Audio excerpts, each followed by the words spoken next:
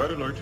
All hands to battle station. Hey, we're back to part 2 of What We Left Behind. We, as is our wont, got so excited and fired up. We just had so much to talk about, but we also respect your time and understand you don't necessarily have an hour to put this, and we didn't want you to put it aside and be like, yeah, I'll get to it later and not finish it. So here we are, back in our normal time slot on a Thursday, and this is the part 2 of What We Left Behind. Isn't that right, Brian? That's it exactly. So we're still under red alert. That's a long time for a red alert, man. That's should we call our doctor because it's lasted more than 4 hours? Something like that. I think I have priapism. All right. Well, let's get back. Let's get back to talking about this incredible documentary. Brian and I are not here to give you a blow by blow of what happened. We're going to just tell you a few things we liked about it. If it's okay, I'll go ahead. Please. I'll tell you some things that I liked most about it, and then I'll tell you a few things that weren't my favorite parts of it, and then you do the same. Does that sound good? And we'll just interject in between. All right. Here on the red alert, the shields are still holding. I think we're good here. Inertial dampeners are working. My audio Oomox travel mug is fine, and if it's okay if it isn't, because I could spill it on my audio Oomox t-shirt, and it's hand washable, and nothing happens to the logo. Anyway, okay. So the lead-in was weird with Max Grodenchik singing. I'm okay with it. I get it. It's setting a tone because they're kind of having fun with it. And my understanding is that they did that regularly during the convention. So fans who saw them and I saw them at conventions early in the middle of the show, but I think this is something they started doing like towards the end of the show's run, at the end and after the show was gone. It'd have to be because it's what we left behind. Right. So. Well, I mean like the singing, because when I saw them in Oklahoma City, I saw Nana and Renee and John Delancey, Q. Okay. And they didn't, as far as I saw, there wasn't a lot of this going on. I don't think Max wasn't there, first of all. But yeah, so I get that. And it was fine. I was kind of amused by it, but I was kind of really like, okay, that's cute. Let's get on with it. But the things I really liked about it, I liked the construct of using the writer's room, and I was really thrilled they got Robert Hewitt-Wolf, who, by the way, I've interacted with on Twitter many times over the years. He's a really decent guy. And Ronald D. Moore, who also created Battlestar Galactica reboot, which I loved. To see them in the room in particular, interacting with Ira to kind of give us a season 8, episode 1. Right, the pitch. Yeah. And then they used some animation to make it happen, which we won't spoil it here for you folks if you haven't heard it, because just incidentally, if you're sitting here going, I don't want to spoil anything, when can I see this? It'll be August 6th or 9th or something like that when the DVD's on sale. And if you're not a backer, because if you're a backer, you could have streamed it. And we were HD Defenders, the show was. So we were not in the credits. HD Defenders were people who came in kind of towards the end. And this was when our show was on hiatus, by the way, which is why we are not in the credits as a thing, because we kind of just dispersed. But I personally put in some money while it was going on to be an HD Defender to fund some of the scenes, the HD scenes, the digital footage, yeah. So we've got a little thing for that. I've shown pictures of before, a little challenge coin. Is that what those are called, Brian? You're military. Is that what it's called, challenge coin? A challenge coin. And so I was like, yeah, let's get to that. I want to see that footage. And I knew most of the history of the show and the background as a super fan, so I didn't learn a lot every second, and that was okay. But it was also good to see everybody, and it was good to get perspectives. The things I really particularly liked, though, like the writer's room perspective was great. I loved, as a writer myself, I love to see how they break an episode. And this is how they do it. It's like, okay, here's the goal. This is what we got to do. So here's what's going to happen. And then they're just like, yeah, and Nog it's going to be Captain Nog, and he's going to do this, and I love that. Right, right. And I was like, oh, and there was one scene where it's like, Odo will investigate so-and-so. Well, but maybe not. And they erase him, and that's how it works. Yeah. I loved it. I loved that. I love that aspect. So I love that part of it. I, of course, loved seeing the actors. Oh, my God, it's been said by my other people, but Nana Visitor looks incredible. And, I mean, she's magnetic. And why that woman is not, like, the headliner of her own show on network TV, unless she doesn't want to be, I don't know. But she's so good. I missed having a fresh Avery Brooks. There wasn't a lot of Avery because they relied on some archival stuff. He just declined. He didn't want. He's like, I've said all I want to say about that. So that's why you didn't see anything recent with Avery. I'd seen Avery's that interview. I loved the high def footage was so good. I love seeing Andy Robinson again. Just they used him well. Those are some things I really enjoy. I mean, there's a lot. There was 2 hours of it. It was butt-numbingly good. There was so much going on. I probably, just because we're red alerts, we try to move quickly on these episodes, and I'm going to hand it over to you, buddy. I could have done without probably a lot of the fan commentary, the interstitials, and I think that's because I am a fan, and I talk to fans all the time, so it's like I already know what fans are going to say, and I felt like it was gilding the lily a bit to have fans go, oh, they did this for me, and they did that for me. But, I mean, the thing I had to step back and go is like, hey, dude, this documentary is not necessarily for the super fan who's heard it before. Yeah, maybe. Yeah, I think they're appealing, and some of that fan footage was another younger generation that's now discovering it on streaming. That where when we were growing up, the original series we had to spot it on weekends or late at night in syndication. Exactly. And same thing with the Next Generation is we saw it the first time, but then we fell back on it in syndication. So it became our a way to relax before bedtime because it was on at 10 o'clock or whatever. I don't know that Deep Space Nine didn't have that. It was a little harder to syndicate. Your terms are correct. I mean, but just remember that TNG and DS9 were first run syndicated series. TNG was the first run. So you're saying syndicated, but I don't mean reruns. I'm talking reruns. Okay, I don't mean to pick nits, but I want to make sure people understand that.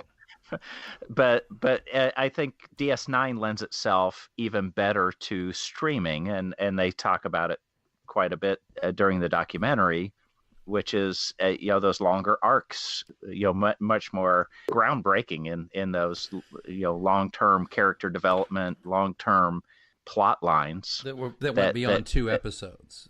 Exactly. Usually it was a 2-parter, and cliffhangers were occasional, but it was usually a 2-parter. We move on, and then it's like you can mix and match episodes.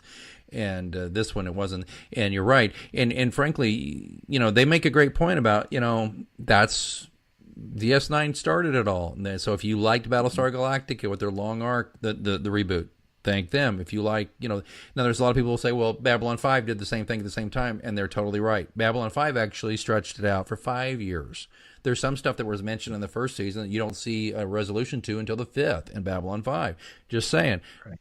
I love Babylon 5. It is DS9 is my favorite, but I just want to give props where they're due. I don't want to be one of those people who's like going to dismiss them just because. But so I think you're right.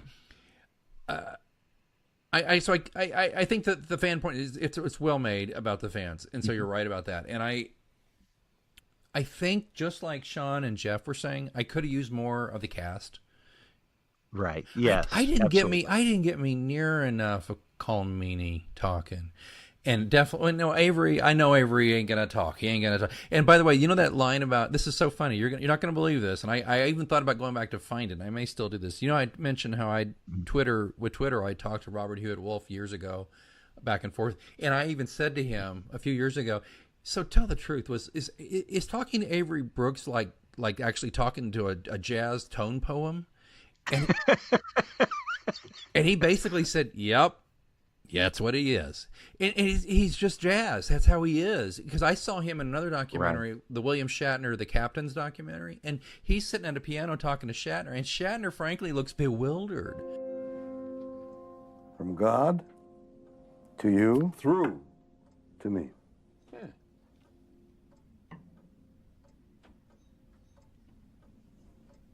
What happens when you die? Tell me.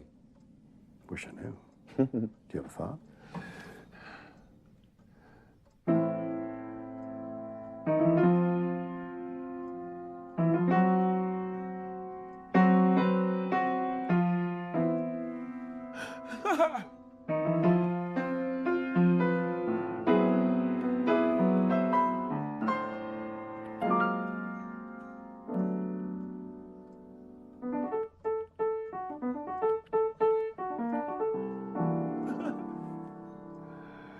It could be good, it could be bad.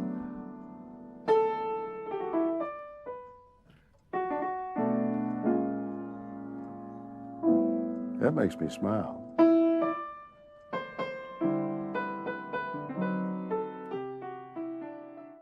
Because Brooks is all like, it's like Shatner's like, so how did you feel sitting in the captain's chair? And he's all like, he's tickling the ivories, and he's doing that, and he's all like, see, because it's me, and it's you, but it's me, not you. Do you see what I'm saying, Bill? And then he has this smile, and Bill's looking at him like, I don't see what you're fucking with me, man. I mean, but he doesn't say that. But it's the look on his face. And if you haven't seen the Captains, you need to see that. So I could have used more of that. And well, I could have used more of everything other than, but purely out of love. It's not a criticism. What about you, brother? I would tend to agree certainly about the cast stuff. I did like them talking through in tying the female characters together and talking about their strength, talking about their complexity, especially the Kira Nerys character, and we've talked some on our show, but to hear the actors and writers talk about it, the fact that she's a terrorist, she's got, suffers from post-traumatic stress. She's got a lot going on, that more than some of the kind of two-dimensional characters, female characters that you often see. That I thoroughly enjoyed a deeper discussion among the cast members about those roles, and I like that they took on head on the a black lead who's a good dad, a good single dad. Right, yeah, and that kind of groundbreaking stuff is what is really very Roddenberry-esque. Right. For me, it reinforced things that I already knew. It saddened me again to realize that they get so little credit for so much groundbreaking stuff that they did. Well, one of the biggest crimes in television history is that Avery Brooks didn't get a Best Actor Emmy nomination or a Best Director nomination for Far Beyond the Stars. Oh, that was a great one. Well, because it's he and I was so glad they covered the Benny Russell meltdown scene and talked about how Avery, the first assistant director, because Avery was directing that, but he was starring in that scene. So for the first AD is talking about, do I say cut? And you watch it now, and you look at Armin Shimmerman, who's clearly looking up like he's supposed to be looking at Odo, but I know damn well he's looking at the director like, are the assistant director, are we going to cut? Are we done? Yeah. Are we done? Because Avery Brooks got so deep in that. And at the time, I felt, oh my God, that's really touching back in the 95. But now, after years of watching video of authority figures abusing and beyond abusing, killing black men and women, it's just like, it's gut-wrenching. And so I was thoroughly enamored with that part of the documentary too, without getting too heavy about it. Yeah, and we'll probably cover it more when we get to that episode. When we get to that episode, we're going to go. It's going to be epic talking about that, because that's a great episode in so many ways. So I'm with you on that. I think there was so much good there. Was there anything you could have done with less of? The lounge singer thing. At the beginning, Vic Fontaine. No. Max. Oh, okay. No. I'm saying that them at the beginning and them at the end. It was okay. I get that it's kind of a thing. It's a thing. I wasn't at the conventions. It's just okay. A little indulgent. It's kind of like us having an hour-long episode. Right. People are like, my ears which hurt. We do. Yes, my ears hurt. Like I'll admit, at that point, my butt's hurting. I didn't want to leave, but I wanted to get up, and I couldn't. And so it was indulgent. And I thought the credits, by the way, were well done and funny, and I'm glad I sat through those. And with Nana and Ira, and she made these great points. They didn't even get to really talk about duet. They didn't really, all the things they didn't get to, and I understand there's the cutting room floor, and if you buy the DVD, you're going to get a lot of bonus stuff there. So I think if you're good with me, I think we're good there. So I have to tell you something. I'm going to be indulgent for just a moment.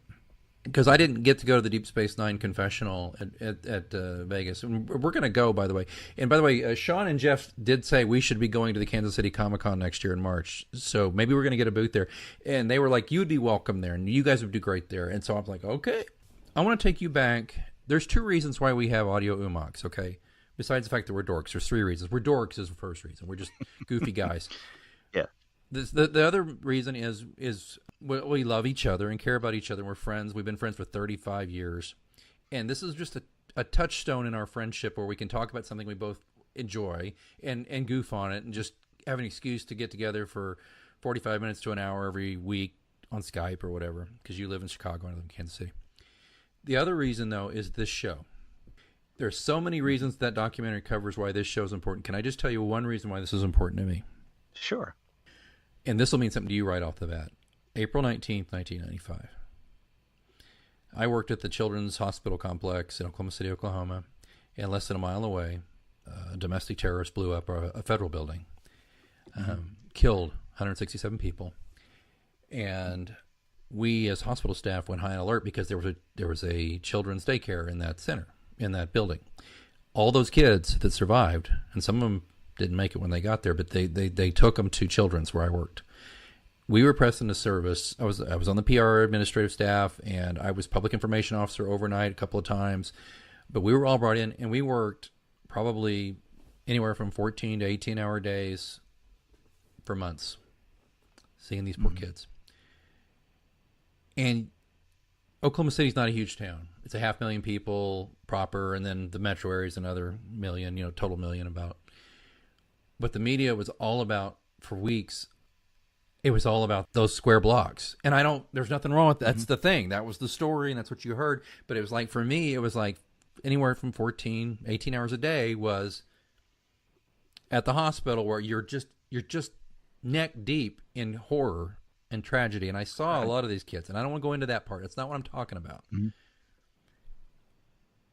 But then I go home at night, and I needed to get away. Right. And I'm going to tell you something.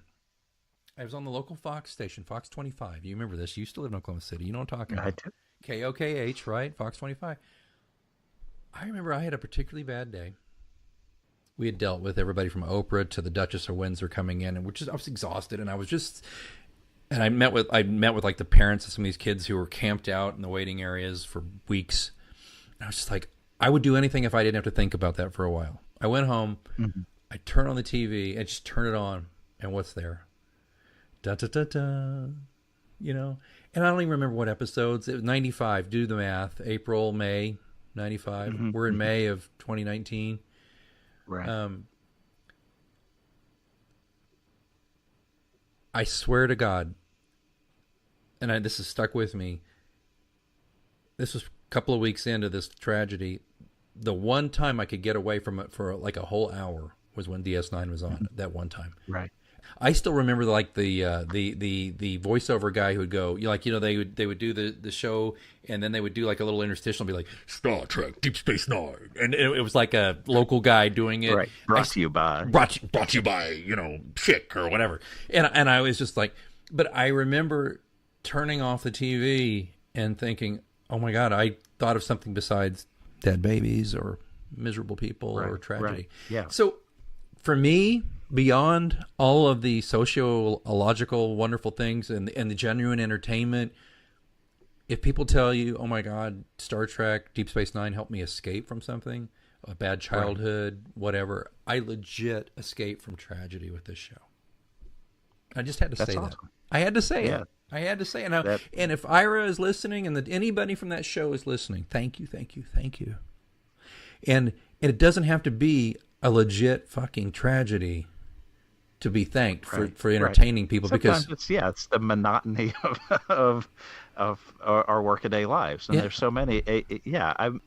That's how the entire Star Trek saga is for me. You find yourself looking up at the stars and thinking, is there more than this? And here's one possible future. here's one possibility of what we could have if we could just put our differences aside, get our shit together, and all work towards a common goal. We could reach the stars. We've proven we can do it. Right. so that's I agree. There's some great things in that series.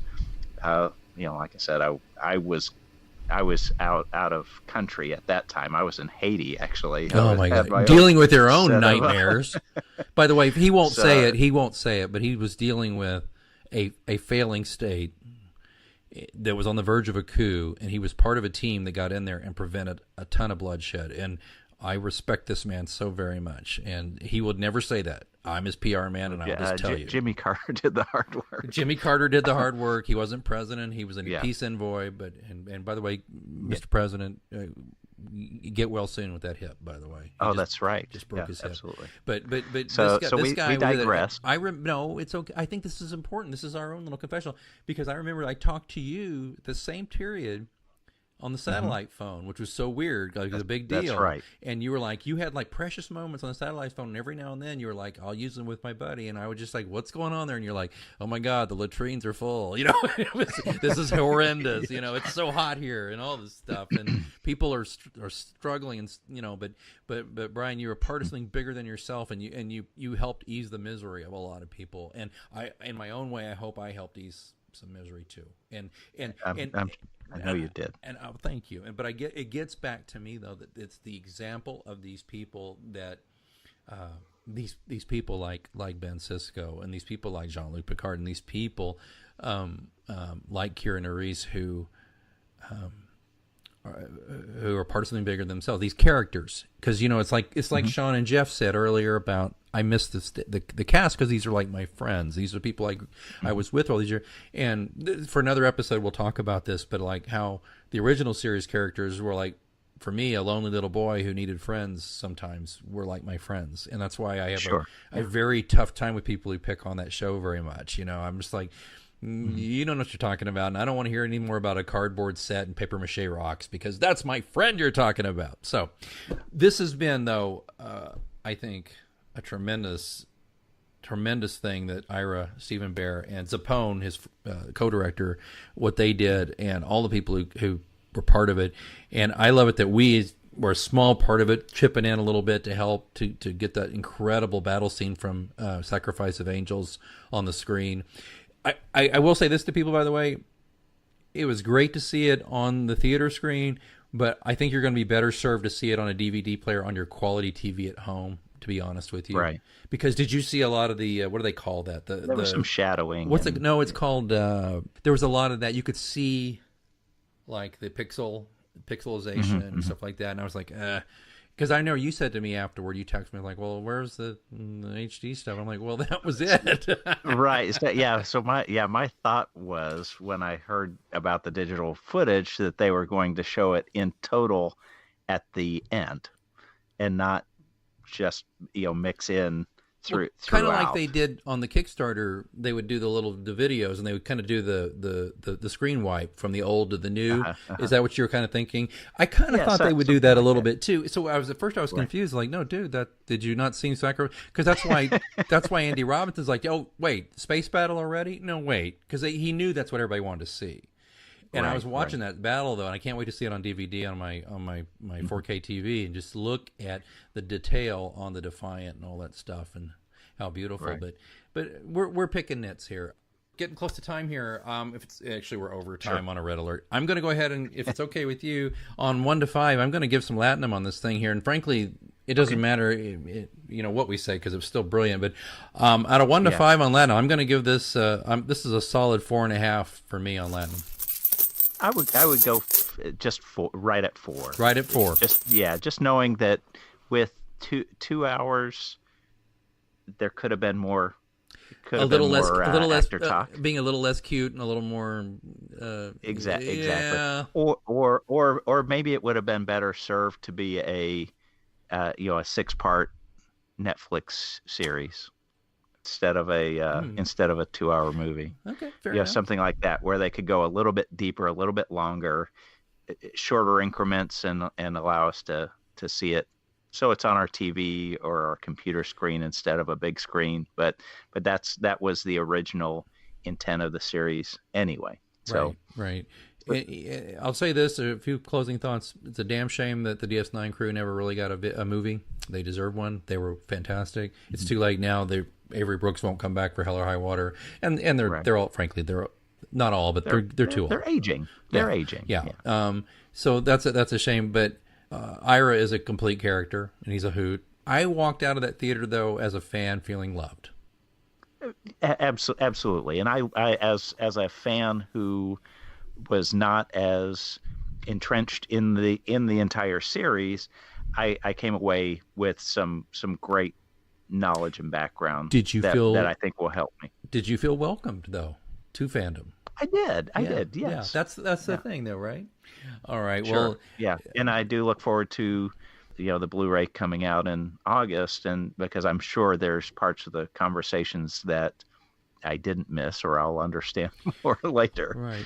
Well, folks, speaking of what we left behind, I'm sure we left some things behind today in our discussion of this incredible documentary. So here's the thing. We want to reiterate to you, whip out your iPhone or your Android phone, record a memo, and email to audioomox@gmail.com your thoughts about what we left behind.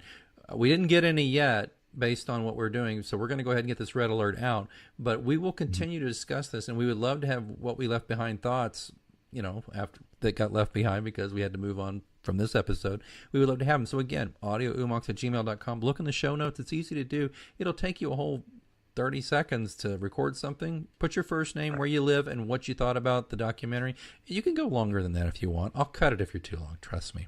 So please do that. Don't forget you can get your Audio Oomox gear. We don't want you to do it just because we have big egos. We want you to do it because we get a piece of whatever you buy, and that helps us keep the show on. Because, hey, it ain't cheap to keep a show on these days. There's everybody and their dog gets a podcast, and the podcast hosts charge money. Anything else, my friend, before we let this red alert go and take our shields down? That's good. That's good, and look forward to another episode coming up very soon. Me too. And special thanks again to our interviewees. Your interviewee, the lady who wishes to remain anonymous in Chicagoland, and Sean and Jeff in the Kansas City area, in the Parkville, Kansas City area. Thank you so much for being such sweethearts to me and entertaining my reporterly questions. I gave them my card. I hope they'll get in touch. I gave them some stickers too. I had some Oomox stickers. Oh, cool. I hope they will, because I'd like, guys, if you're listening, I'd love to hear from you, because Brian and I are really thinking about next year doing Comic-Con, and we would love it if we could just get a little intel from you on that. But seriously, these guys too have like the 411 and some incredible cosplay, and I believe it was Jeff has the actual blade that Shinzon used in Nemesis. He bought it at auction. He told me this. Oh, wow. And I'm dying to Cool. see this collection it has. And who knows, maybe there'll be an episode featuring these gentlemen of the show coming up. Okay, I got to stop talking. It's always hard for me to stop talking when I love this show so much. And I love talking to you, my buddy. But it's, you know what? We're recording on a special Friday night, and if I don't get downstairs, I'm probably going to be in big trouble. How about you? Yes, exactly. All right. Well. So, until next time, the docking ring is closed.